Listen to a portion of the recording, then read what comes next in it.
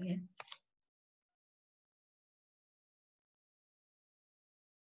Selamat pagi, salam sejahtera bagi kita semua. Salam sehat dan tetap semangat meskipun kita belajar dari rumah, tetapi kita harus semangat demi untuk mencapai cita-cita kalian.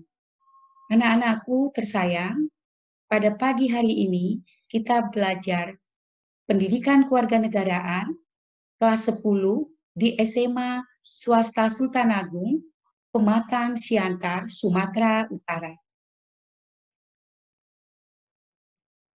Saya adalah Ibu Rosmahayati Sitepu SH.MH, merupakan guru pendidikan kewarganegaraan di SMA Sultan Agung, Pematang Siantar, Sumatera Utara. Bab 1, Pendidikan Kewarganegaraan kelas 10 untuk tingkat SMA, MK, dan SMK adalah nilai-nilai Pancasila dalam kerangka praktek penyelenggaraan pemerintahan daerah negara. Sebelum membahas materi bab 1 tentang nilai-nilai Pancasila dalam kerangka praktek penyelenggaraan pemerintahan negara, sebaiknya kita membahas tentang pengertian negara. Pengertian negara secara umum adalah organisasi terbesar yang menjadi tempat domisili rakyat yang melakukan berbagai interaksi kerjasama dalam rangka memenuhi dan melakukan aktivitas demi tercapainya tujuan dan cita-cita di bawah satu pemerintahan yang sama, yaitu pemerintahnya. Pertama, pengertian negara menurut para ahli. Yang nomor 1, menurut Aristoteles, negara adalah suatu persekutuan dari keluarga dan desa untuk mencapai kehidupan sebaik-baiknya. Kedua, menurut Karl Marx, negara adalah alat dari kelas yang berkuasa untuk menindas atau mengeksploitasi kelas yang lebih rendah. Ketiga, menurut Profesor M.R. Sunarko, negara adalah sebuah organisasi masyarakat yang memiliki wilayah tertentu di mana kekuasaan negara sepenuhnya sebagai pemilik kedaulatan.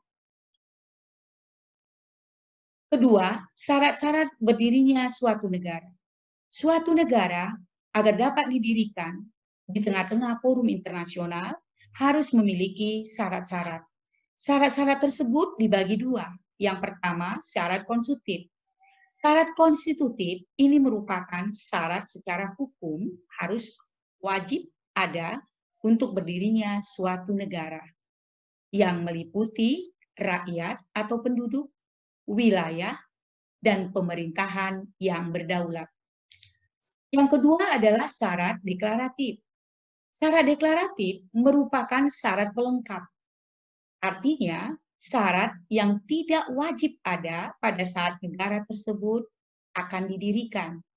Tetapi dalam proses berjalannya negara sebagai suatu negara yang memiliki tujuan, maka negara tersebut harus mendapatkan pengakuan dari negara lain agar negara tersebut dapat melakukan kerjasama dan membuka hubungan diplomatik. Dengan demikian berarti syarat deklaratif ini sejalan dengan berjalannya negara itu di tengah-tengah proses hubungan internasional, maka syarat deklaratif ini menjadi sangat mutlak ada demi tercapainya suatu negara. Karena suatu negara tidak akan tercapai tujuannya jika tidak membangun kerjasama dengan negara lain. Tidak ada satu negara pun di dunia ini yang dapat mencapai tujuannya tanpa melakukan hubungan diplomatik, hubungan kerjasama dengan negara lain. Yang ketiga, pengertian rakyat atau penduduk.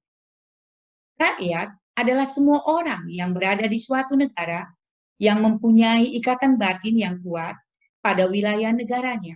sehingga memperoleh identitas pada kartu tanda penduduk atau KTP, serta mempunyai hak dan kewajiban yang sama di negara tersebut. Yang keempat, wilayah.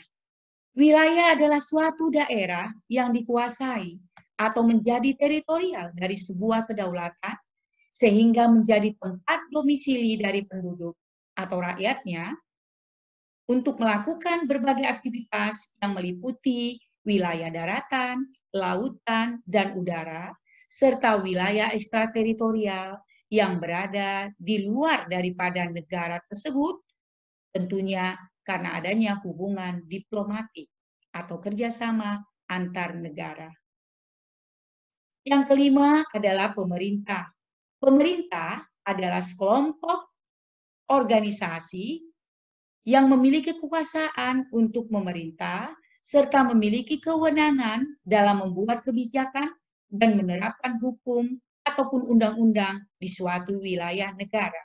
Pemerintah ini adalah orang-orang yang sudah dipilih melalui proses pemilihan dengan sistem tertentu, apakah melalui pemilihan umum, pemilihan kepala daerah, maupun pemilihan secara birokrasi di dalam suatu pemerintahan itu sendiri. Pembagian pemerintah. Pemerintah dapat dibagi dua. Yang pertama, pemerintah dalam arti luas. Artinya adalah keseluruhan dari para aparatur negara yang merupakan sebuah sistem di dalam mengelola ataupun melaksanakan tupoksinya masing-masing demi tercapainya tujuan negara tersebut, yang meliputi eksekutif, legislatif, yudikatif, eksaminatif, federatif, dan moneter. Secara umum, keseluruhan dari lembaga-lembaga negara tersebut sering disebut dengan suprastruktur. Kemudian yang kedua adalah pemerintahan dalam arti sempit, yang meliputi eksekutif saja. Pada pertemuan kedua nanti, Ibu akan menjelaskan sistem pembagian kekuasaan yang terdapat pada slide di depan kamu.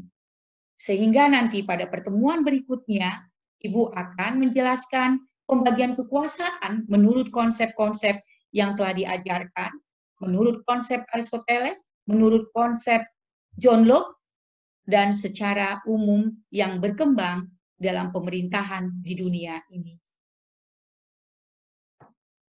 Demikianlah pertemuan pada episode yang pertama hari ini. Semoga dengan pertemuan yang pertama ini, anak-anakku sekalian bisa memahami apa sebenarnya yang akan kita bahas pada pendidikan kewarganegaraan di kelas 10 semester 1 ini pada bab 1.